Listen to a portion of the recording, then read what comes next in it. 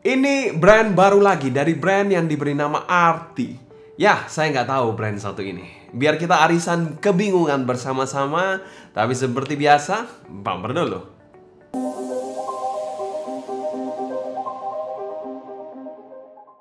Halo semua, selamat datang di channel Sounding Team bersama dengan saya Sebastian. Seperti biasa kan sharing info dan racun mengenai dunia personal audio, baik itu ada portable ataupun desktop audio. Brand Arti, ya brand satu ini baru pertama kali masuk di kandang Sound Dignity. Jadi brand yang cukup asing di telinga saya dan juga di radar saya pun brand satu ini nggak ada sama sekali. Jadi ya ini pertama kali kita mencoba brand Arti.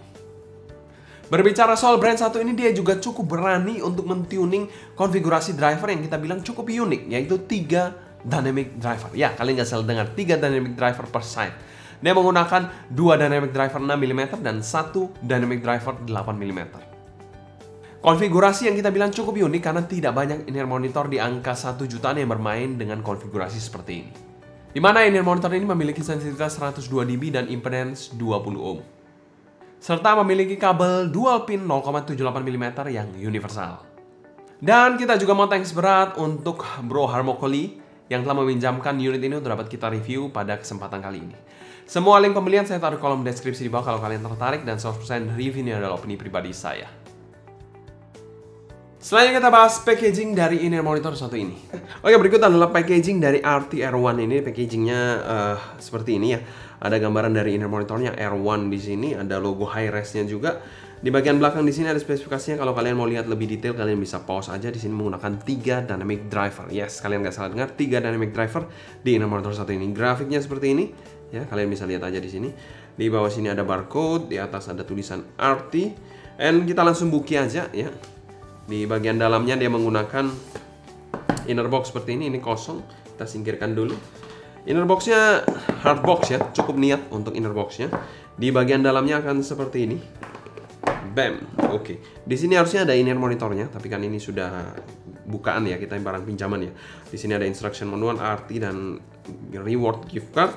Dan di sini adalah di sini juga apa ini? Ini mungkin QC Pass ya. Yes. Produk certificate. Cukup niat ya untuk kitab-kitabnya. Hard case seperti ini juga, ada tulisan Artinya, dan inner monitor dan beberapa pasang air tips di sini ya. Dan ini adalah inner monitornya dan juga kabelnya. That's it untuk packaging dari Arti R1 ini. Pretty nice lah untuk harganya. Dan sekarang kami berikan skor B+ untuk packaging dari inner monitor satu ini. Packaging dari inner monitor satu ini untuk kelas harganya bisa dikategorikan cukup matang. Selanjutnya kita bahas build quality dari inner monitor satu ini. Oke, berikut adalah build quality dari Arti R1 ini menggunakan bahan aluminium CNC ya, dengan housing berwarna hijau tua seperti ini yang solid banget. Dan terdapat 3 fan hole di bagian belakang housingnya, kalian bisa lihat cukup tegas ya untuk fan hole-nya di sini. Untuk nozzle-nya sendiri sama ya, berbahan metal sesuai dengan housingnya. Dengan nozzle yang bisa dikategorikan cukup lurus dengan diameter sekitar 6mm, kita sudah ukur juga. Dan nozzle-nya ini nggak terlalu panjang ya. Dan sudah ada lipsnya di sini ya, lipsnya agak tipis sih tapi dengan filter yang kalian bisa lihat agak unik karena dia agak cekung ke dalam filternya. Jadi bukan yang biasa datar lurus gitu ya, enggak, dia agak cekung ke dalam. Sedangkan untuk bagian faceplate-nya dia memiliki bahan faceplate yang sama, yaitu bahannya metal dengan desain yang agak abstrak di sini ya, mungkin seperti SpongeBob atau apa ya, Pokemon gitu ya, Pokemon apa gitu ya. Jadi ya agak agak abstrak aja bentuknya di sini. Di sisi-sisi samping-sampingnya di sini ada aksen-aksen silver gitu, dan di tengahnya bahannya sama seperti housingnya. Dan ada sedikit permainan tekstur di sini ya, dimana yang ada aksen silvernya ini sedikit lebih tinggi jika dibandingkan yang tidak ada. Untuk kabelnya sendiri, kabel dual pin 0,78mm ya, yang detachable, dan di sini ada air hook yang transparan di sini. Untuk kabelnya sendiri diklaimnya adalah 216 Australian High Purity Copper ya. Saya nggak tahu itu bahan dari mana ya. Apakah Australian betulan atau enggak? Mungkin kalau kalian yang paham mengenai kabel-kabel bisa tulis di kolom komentar di bawah ya. Untuk bagian bawahnya lagi dia ada chin slider dan splitter sini. Chin slidernya ini berbahan karet plastik gitu ya, hard plastik gitu ya. Dan di splitternya berbahan metal. Untuk bagian bawahnya lagi seperti ini. Kalian bisa lihat 4 braid ya, dimana bisa dikategorikan cukup lentur untuk kabelnya di sini. Dan kabelnya ini bisa dikategorikan juga cukup tebal. Di sini juga ada cable tie, ada tulisan RT di sini ya. Dengan jack di sini jacknya 4,4 ya. Jadi perlu diperhatikan ini jacknya 4,4. Bisa dipilih 35 atau 44 untuk dalam paket pembelian awalnya. Untuk build quality-nya kami berikan skor A- untuk inner monitor satu ini. Build-nya somehow kokoh banget untuk housing-nya, bahannya metal, tidak diragukan lagi. Desainnya somehow B aja sih menurut saya, nggak terlalu ya eye catching ataupun terlalu menarik, terlalu artistik gitu, nggak juga sih. Kalau berbicara soal kabelnya cukup oke lah untuk kelas harganya, cukup tebal dan lentur di sisi lain. Untuk fitting dari inner monitor satu ini kan masukkan pada kategori yang cukup besar ya, karena memang sedikit bongsor untuk housingnya. Dan walaupun dia berbahan metal tapi cukup ergonomis, tidak ada sudut yang tajam-tajam sama sekali ataupun fin yang aneh-aneh di inner monitor satu ini. Untuk bobotnya, inner monitornya aja yang mungkin kalian perlu perhatikan karena agak sedikit bongsor dan juga ya nggak berat-berat banget sih sebenarnya, masih manageable. Kabelnya pun cukup oke lah. Untuk tipe pemakaiannya sendiri adalah over ear regular fit seperti ini. Disclaimer, di sini kita menggunakan earpiece bawaan dengan warna putih seperti ini dengan size M ya. Kekedapan dan grip di inner monitor satu ini cukup oke, walaupun bukan yang super snack banget tipe pemakaiannya, tapi somehow ini oke lah. Tidak terasa super panas pada saat pemakaian seperti ini, dan memang agak sedikit bulky sih untuk housingnya ini, jadi perlu kalian perhatikan kalau kalian memiliki telinga yang agak kecil lubangnya. Dan secara umum kami berikan skor B solid untuk fitting dari inner monitor satu ini. Fittingnya ya untuk mengakomodir 3 dynamic drivernya, housing sebesar ini nggak kaget juga sih. Fitting yang di telinga saya sebenarnya masih dalam kategori yang aman, tapi kalau kalian bertelinga berlubang kecil atau telinganya kecil, mungkin kalian cobain dulu aja, karena mungkin tidak terlalu versatile banget untuk semua jenis telinga. Selanjutnya kita bahas sound quality dari inner monitor satu ini. Arah suara dari inner monitor satu ini bisa dikategorikan mild U-shape. Memang kita lihat grafnya cantik banget sih menurut saya grafnya. Selain itu untuk boostingnya lebih ke arah bagian bass dan juga upper mid range to treble regionnya.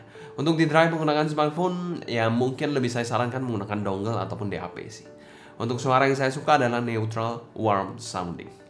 Oke, untuk bagian bass dari inner monitor satu ini bisa dikategorikan bass yang cukup fun dengan tekstur bass yang nice di sini. Impactnya bagus dengan punch yang tidak super dalam banget, tapi rumble-nya pun dapat juga di sini. Secara kuantitas sih bassnya cukup memuaskan bagi saya, tapi bukan yang teritori bass head akut ya di inner monitor satu ini. Kalau berbicara soal kualitasnya sih nice banget, bersih dan well defined. Cukup surprisingly untuk 3 dynamic driver bisa menghasilkan bass seperti ini. Bass yang menurut saya pribadi nice, tidak super besar, tidak mendem, dan tentunya cukup asik. Untuk mid-nya di sini posisinya sedikit forward pada lagu MLTR ya. Suaranya ini sedikit kurang berbobot dan kurang dapat emosionalnya dikit ya. Namun terasa cukup clear, tapi bukan yang terorganik menurut saya. Menjanjikan presentasi male vokal yang cukup clean dan forward, tapi ada sedikit flaws. Berbicara soal female vokalnya dipresentasikan dengan cukup baik, cukup forward, sedikit lebih berbobot dan lepas dibandingkan male vokalnya, dan memberikan suara yang rapi dan juga bersih, tanpa terkesan masuk pada teritori yang agresif. Untungnya di sini shoutingnya masih cukup terkontrol juga sih. Selain itu untuk presentasi instrumennya ini juga terkesan cukup lively di inner monitor satu ini. Untuk treble-nya di inner monitor satu ini bisa dikategorikan agak bright ya, tapi kalau di pair dengan M0 Pro, pada saat di pair dengan M17, Vio M17 terasa lebih terkontrol. Jadi disimpulkan di sini cukup terpengaruh dengan source yang digunakan. Padahal file lagu yang digunakan pada saat mendengarkan juga sama aja sih. Intensitas dari treble-nya ditentukan dari source itu juga tidak bisa saya jelaskan secara detail sih. Itu apa penyebabnya secara pasti saya nggak bisa jelaskan kenapa sih. Jadi ya saya cobanya seperti itu ya, saya sampaikan seperti itu. Jadi di M0 Pro terasa lebih picky, lebih harsh sedikit dibandingkan M17. Cuma overall treble-nya ini cukup nicely done dengan cering yang pas, micro detailnya juga oke. Dan secara keseluruhan tonal dari RT-R1 ini kami berikan skor B+. Tonalnya menurut saya oke ya, dengan bass yang nagih, mid yang oke, dengan treble yang sedikit bunglon. Selanjutnya kita bahas teknikalitas dari inner monitor satu ini. Presentasi dari inner monitor satu ini kita bilang presentasinya good balance sounding inner monitor. Tapi menurut saya agak sedikit jalan sendiri untuk drivernya. Jadi ya mungkin itu sedikit nitpicking aja dari saya. Ya tidak terlalu koheren banget menurut saya ya. Tapi ya bisa aja menurut kalian beda-beda. Untuk timbernya somehow oke-oke aja di inner monitor satu ini menurut saya. Tapi kalau saya pair dengan M0 Pro, Shanling M0 Pro, suaranya ini lebih brighter dan lebih harsh menurut saya. Jadi itu perlu diperhatikan untuk bagian treble-nya. Jadi bisa agak sedikit ya rewel source dikit lah. Untuk soundstage-nya dari inner monitor satu ini, wide-nya ini cukup oke. Kita bilang bicara soal depth-nya ya biasa aja sih untuk depth-nya. Dengan tinggi yang juga B aja. Untuk detailnya, somehow inner monitor satu ini menyajikan detail yang sangat-sangat baik. Semuanya tersaji dengan sangat rapi, tidak ada yang hilang. Untuk clarity-nya pun oke banget di inner monitor satu ini, tidak terkesan mendem sama sekali ataupun ada suatu frekuensi yang overlapping frekuensi lainnya. Untuk separasi imaging dan positioning, separasi dari inner monitor satu ini mungkin terbantu dari 3 drivernya memberikan separasi yang cukup baik di inner monitor satu ini. Yang tadi saya bilang juga kurang koheren, itu juga mungkin memberikan gambaran separasi yang terpisah-pisah gitu ya. Jadi ya itu perlu diperhatikan juga. Selain itu juga kita bilang imagingnya ada sedikit kesan layeringnya dengan gambaran ini middle to front row dikit untuk gambarannya. Selain itu berbicara soal positioningnya yang menurut saya oke banget di inner monitor satu ini. Dan kami berikan skor B+ untuk teknikalitas dari inner monitor satu ini. Surprisingly ini inner monitor 3 dynamic driver yang cukup teknis menurut saya.